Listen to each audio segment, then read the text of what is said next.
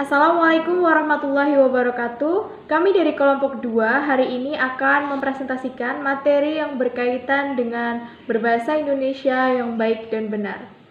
Sebelum masuk ke materi, perkenankan kami untuk memperkenalkan anggota kelompok kami.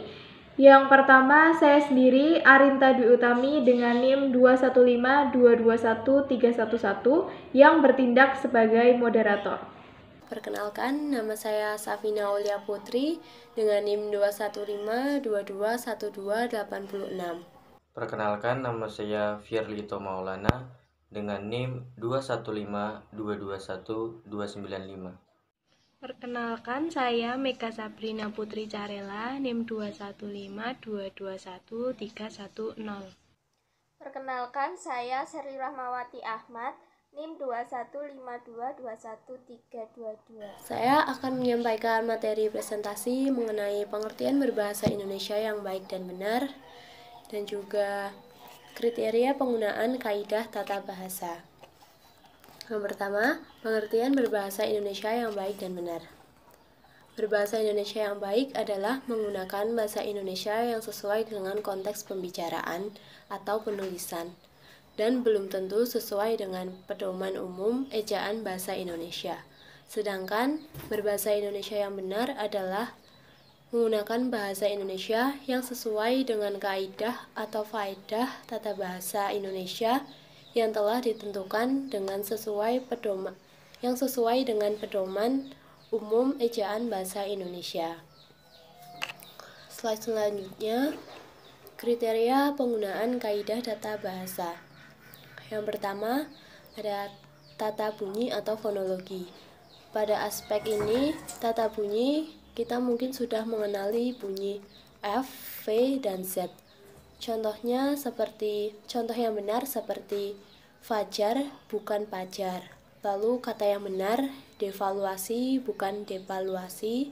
Lalu kata yang benar, izin bukan izin. Yang kedua, tata bahasa atas kata dan kalimat. Contoh bentuk kata dalam tata bahasa yang benar adalah ubah bukan obah atau rubah. Lalu kata yang benar, mencari bukan nyari. Kemudian dalam segi kalimat harus berstruktur subjek, predikat, objek, atau keterangan. Contohnya, saya membaca buku di perpustakaan, saya sebagai subjek, membaca sebagai predikat, buku sebagai objek, di perpustakaan sebagai keterangan tempat. Ketiga, kosakata. Ciri kosakata menurut KBBI adalah pembendaharaan kata. Sehingga kosakata seringkali digunakan untuk menyusun sebuah kalimat menggunakan bahasa tertentu. Penyusunan kosakata dalam pembentukan kalimat dapat dirangkai secara tertulis maupun lisan.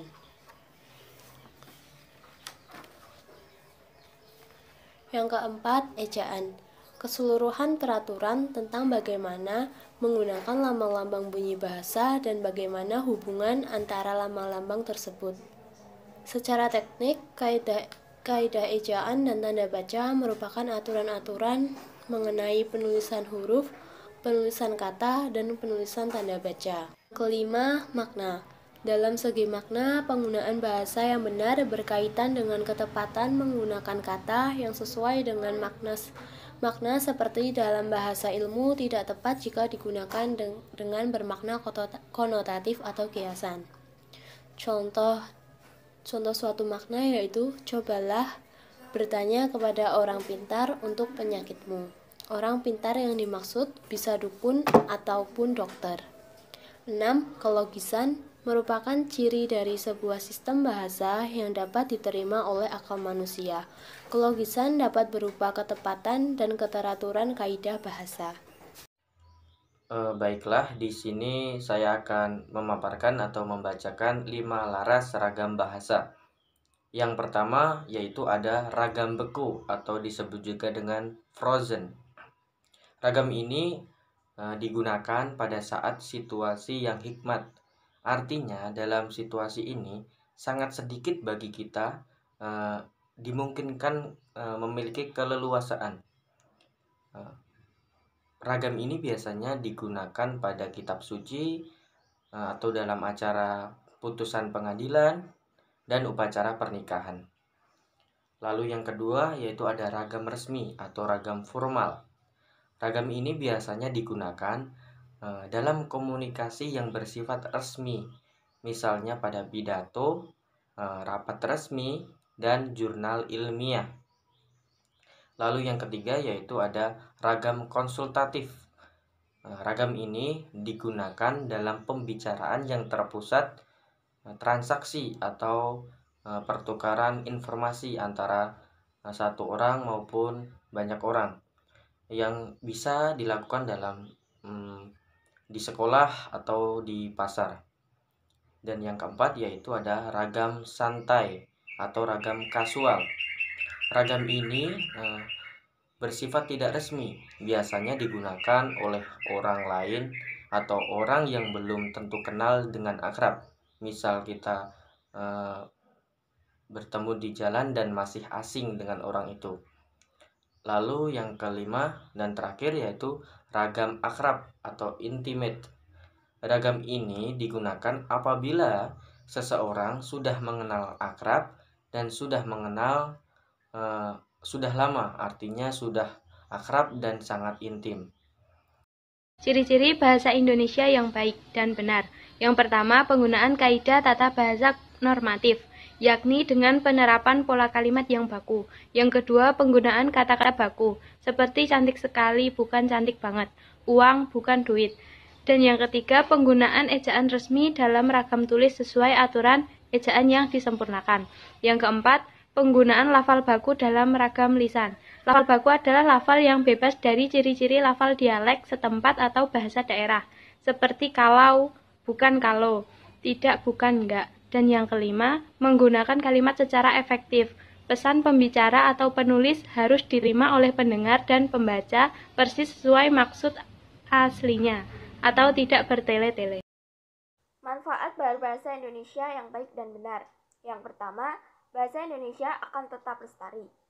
Menggunakan bahasa Indonesia yang baik dan benar setiap hari akan menjadi kebiasaan yang baik.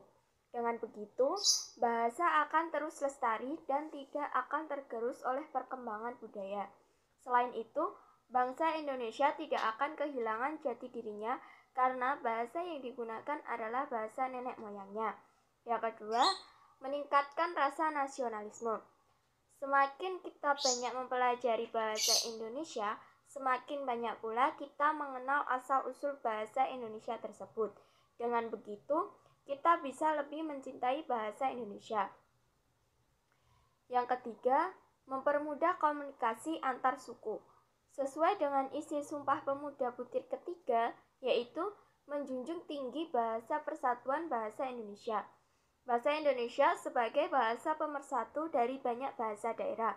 Tanpa adanya bahasa Indonesia, jalinan komunikasi antar suku tidak akan terjadi. Yang keempat, mencerminkan pribadi yang baik.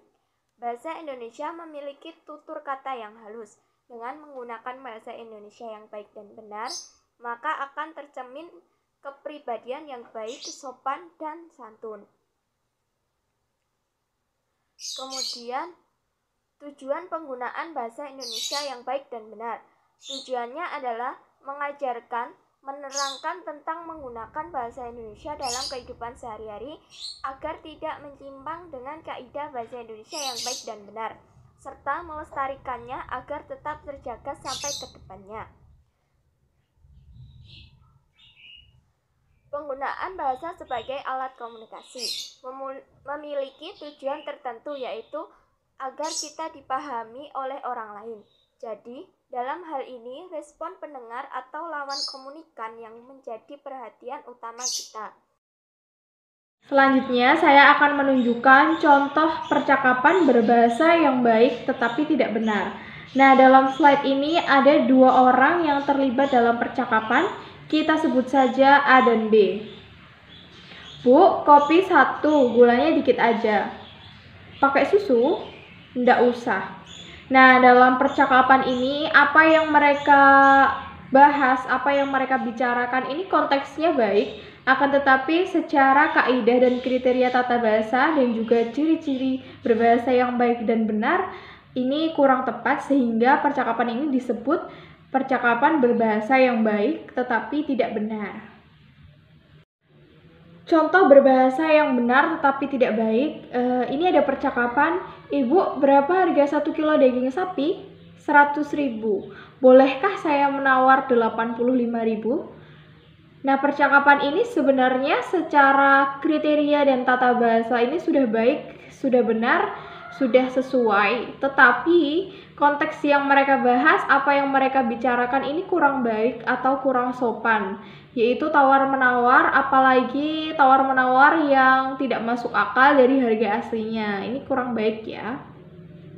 Contoh berbahasa yang baik dan benar. Kami belum dapat memberi keputusan karena kami harus melaporkan terlebih dahulu masalah itu kepada pimpinan. Kalau demikian, kami akan menunggu keputusan dari Bapak. Nah, dalam percakapan ini baik secara kaidah tata bahasa dan juga konteks yang mereka bicarakan, konteks yang dibahas, susunan bahasa, semuanya sudah benar, maka percakapan ini bisa disebut percakapan berbahasa yang baik dan benar. Baik, karena semua materi telah tersampaikan dengan baik, kami tutup presentasi pada hari ini. Apabila ada salah kata, kami mohon maaf yang sebesar-besarnya. Kami ucapkan terima kasih. Wassalamualaikum warahmatullahi wabarakatuh.